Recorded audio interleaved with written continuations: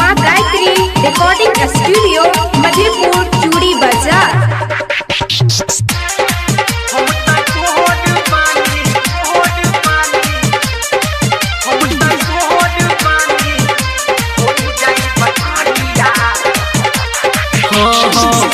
नई हर में कोई नहीं कम ओही जो न कराही राजा जी। ए सुनी ना नई हर में कोई नहीं कम ओही जो न कराही राजा जी। हम तो गोद बानी ए जी गोद बानी होई जाई बकरिया न रोटी बेलबाई राजा जी। हम तो गोद बानी होई जाई बकरिया न रोटी बेलबाई राजा जी।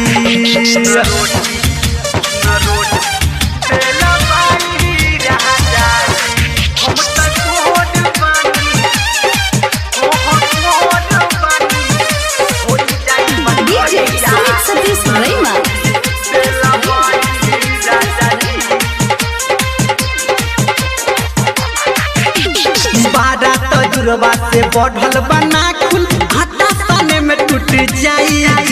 नोहर से मिलल बाबा सिन मसीनवा लाइन बिना बारा खाइल जी। हे सुनीना बारा तो जुरवा से बढ़ल बना खुल आटा साने में टूट जाई। नोहर से मिलल बाबा सिन मसीनवा लाइन बिना बारा खाइल जी। हम होई पापा के दुलारो किनन हो कपड़ा धुआई राजा जी। हम होई पापा के दुलारो किनन हो कपड़ा धुआई राजा जी।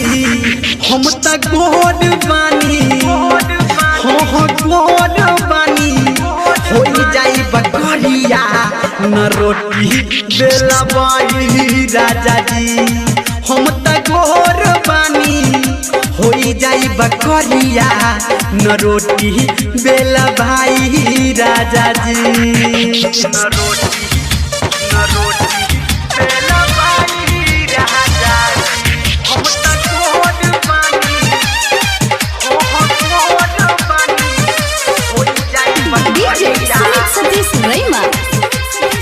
अभी आप सुन रहे हैं सावरिया म्यूजिक। हमरा के जन दीही पैसन राजा घर दुआर के ड्यूटी। मेकअप उतर जाई सुनो के पिया और बिगड़ जाई ब्यूटी। हाँ हमरा के जन दीही पैसन राजा घर दुआर के ड्यूटी। मेकअप उतर जाई सुनी के पिया और बिगड़ जाई ब्यूटी। धर्मेंद्र निर्मलिया गोद होता रे हमर बुराई राजा जी।